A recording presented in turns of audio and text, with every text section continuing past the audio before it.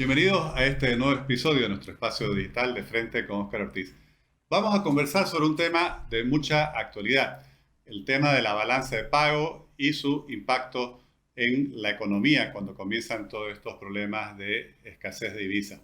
Para ello vamos a aprovechar la visita que ha realizado a Bolivia el profesor Pablo Andrés Neumeyer, quien es economista, profesor titular de la Universidad Torcuato Di Tella, ha trabajado en el Banco Central de la Argentina, es investigador del CONICET.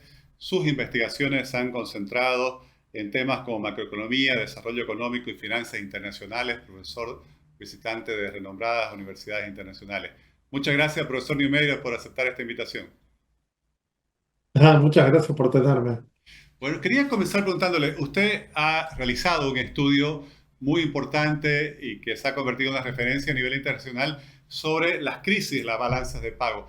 ¿Cuáles fueron las principales conclusiones a las cuales usted llegó con esta investigación que realizó?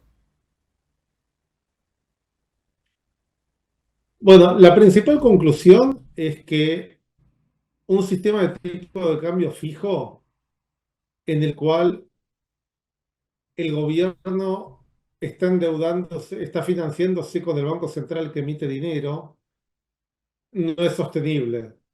Entonces, cuando los gobiernos emiten dinero para financiar su déficit, eso va a generar inflación y ese es inconsistente con tener el tipo de cambio fijo, por ejemplo, en 6,91 bolivianos por dólar. Profesor, usted bueno, es de Argentina, ha vivido directamente la crisis argentina, ha estado recientemente en nuestro país participando en una conferencia de economía para el desarrollo. ¿Cómo usted ve que los países pueden superar estas situaciones? Obviamente tienen impacto sobre la economía. ¿Qué hacer para salir de esta trampa, por así decir, que plantea la balanza de pago? Bueno, técnicamente no hay mucho secreto. Es que el Banco Central no emita dinero para financiar al gobierno. Obviamente, eso es algo que es mucho más fácil decir que hacer. Eh, en Bolivia es difícil para el gobierno endeudarse porque ya llegó como un límite. Entonces, la única manera es bajar el gasto, subir los impuestos. Y la experiencia que están teniendo en la Argentina con las políticas que está poniendo en práctica el nuevo gobierno del presidente Milei, ¿usted considera que van en la línea correcta? ¿Están dando resultados? Van en la línea correcta, es un poco temprano para saber, pero sí, la inflación está bajando, la economía ya se va recuperando y más que la Argentina de hoy, no puedo ver la Argentina de ayer y muchas experiencias internacionales en las cuales había sistemas de tipo de cambio dual y países que pasaron por crisis de balance de pagos, balancearon el presupuesto, dejaron de emitir, por ahí cambiaron las instituciones monetarias y después se recuperaron. Sin ir más lejos, había una situación mucho más desesperante en Bolivia en los 80 y a fuerza de reducir el déficit de las empresas públicas y el del tesoro, Bolivia lo superó. Y Bolivia durante como 30 años tuvo un tipo de cambio fijo sin emisiones y inflación baja. O sea, no hay mucho secreto, hay que tener la voluntad política de hacerlo. Profesor Neumeyer, tuve la oportunidad de asistir a una conferencia que usted brindó a distintos actores económicos y muchas personas quedaron sorprendidas porque un poco el mensaje que usted transmitió es que, por así decir, no estaba tan mal la situación de la economía boliviana, por lo menos en relación a la experiencia de otros países que también han tenido crisis de balanza de pago. Me gustaría si nos pudiera explicar este punto que usted exponía. Ok, Bolivia tiene mucho potencial de estar mal, pero no está tan mal. Bolivia tiene una inflación que, si llamamos los 12 meses para atrás, está en 6-7%, y a pesar de que todo el mundo habla de la escasez de dólares, en Bolivia todavía los exportadores pueden vender las exportaciones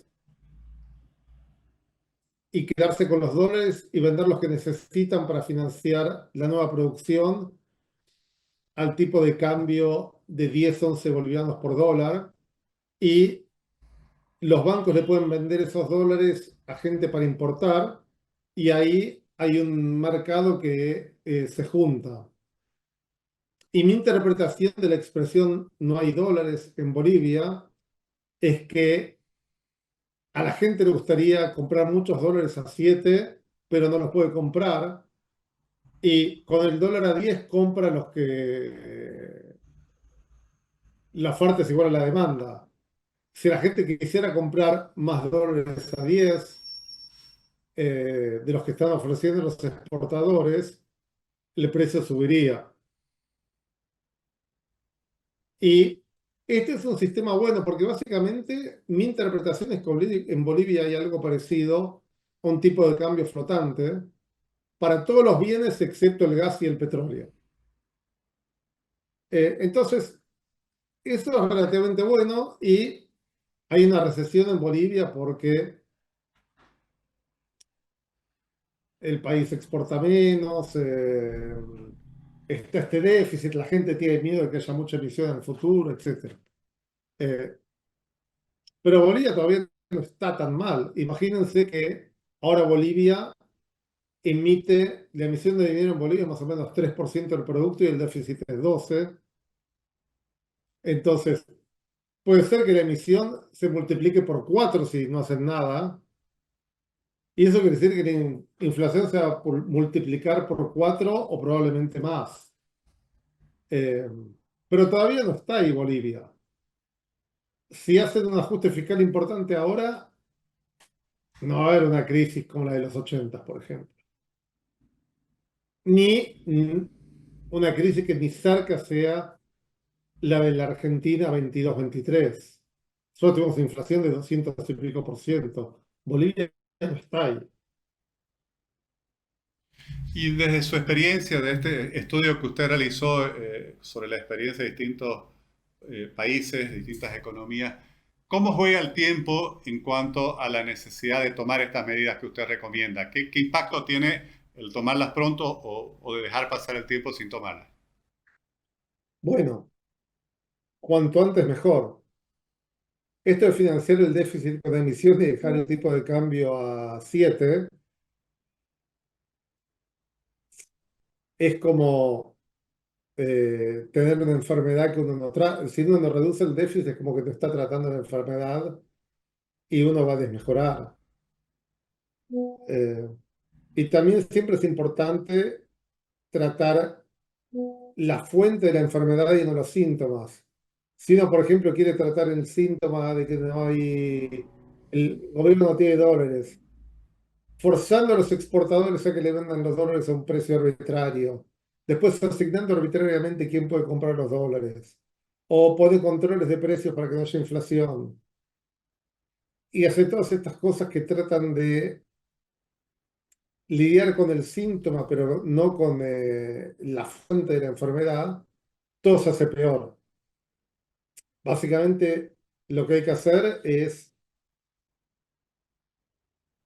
tratar la causa de raíz de los problemas, que acá es, por lo que yo tengo entendido, a grosso modo, el Tesoro tiene un déficit de 6% del producto y las empresas públicas otro 6%. El precio de la gasolina es obvio que está mal. En Bolivia se vende la gasolina a un precio menor al costo, y eso genera dos problemas. Uno es un déficit fiscal importante, y el otro es la escasez porque el precio es demasiado bajo. Y entonces, en vez de racionar la demanda porque el precio es más alto y la gasolina va a los que están dispuestos a pagar más por ella porque les es más útil. La resolución de quién se queda con la gasolina se da por quién es más paciente para estar en la cola de la gasolinera. Y el otro día vi que había gente que se peleaba y arreglaba el problema de la escasez en lo que Argentina llamamos a las trompadas. Entonces, desde su perspectiva, la fuente del problema es el déficit fiscal y su forma de financiamiento. Este sería el punto central a corregir si se quiere avanzar hacia una solución. Claro. Y si uno no está dispuesto a reducir el déficit, tiene que aprender a vivir con la inflación y dejar que el tipo de cambio flote sin restricciones para que dentro de todo eh, el mercado esté asignando los recursos a donde son más productivos y eso lo medimos con la voluntad de pagar el precio de algo que ahora es más escaso. Profesor, usted mencionaba también en su presentación justamente, por así decir, el choque de racionalidades entre lo que indica la racionalidad económica versus los temores que tienen de que quienes gobiernan sobre la viabilidad política de asumir las medidas. ¿Cómo encontrar ese equilibrio?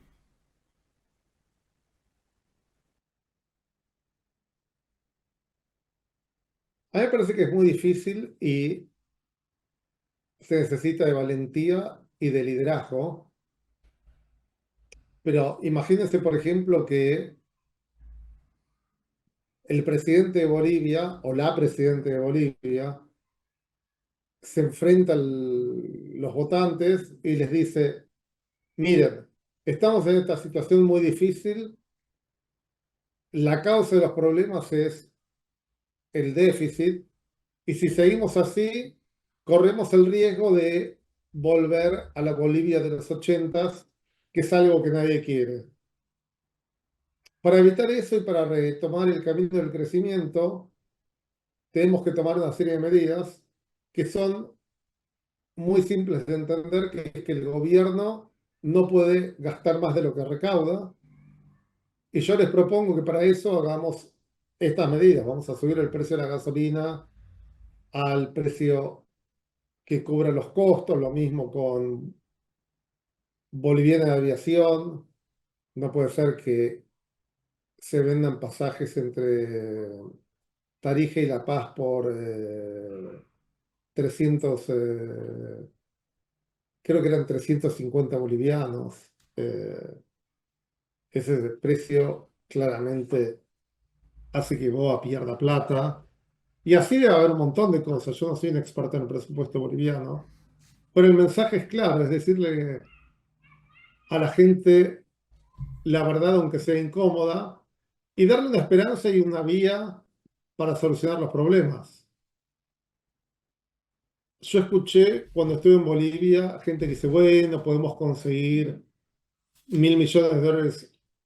Según la gente con la que uno hablaba, decía de China, de Rusia, del Fondo Monetario, pero eso no, le da a la economía boliviana más dólares, pero si el gobierno sigue teniendo el déficit, se los va a volver a gastar. Bolivia tenía 15.000 millones de dólares de reservas, ahora tiene cero. Es nada más que patear la cosa para adelante, pero la cosa volverá a pasar. Entonces, los parches como endeudarse un poquitito sin resolver el déficit, controlar los precios, confiscar dólares, todas esas cosas tienen patas cortas y solo empeoran los problemas.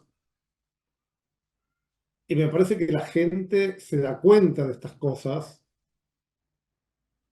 y que políticamente hay que tener coraje y el liderazgo para decir la verdad y salir adelante. Profesor, le agradezco mucho por compartir sus ideas, su análisis, la experiencia que usted tiene en la investigación de este tema que se ha vuelto de tanta actualidad para nosotros. Muchas gracias y espero que su visita a nuestro país haya sido placentera. La visita a Bolivia fue extremadamente placentera. Bueno, muchas gracias. Esperamos poder tenerlo en futuros eventos de economía y de la academia en nuestro país. Muchas gracias.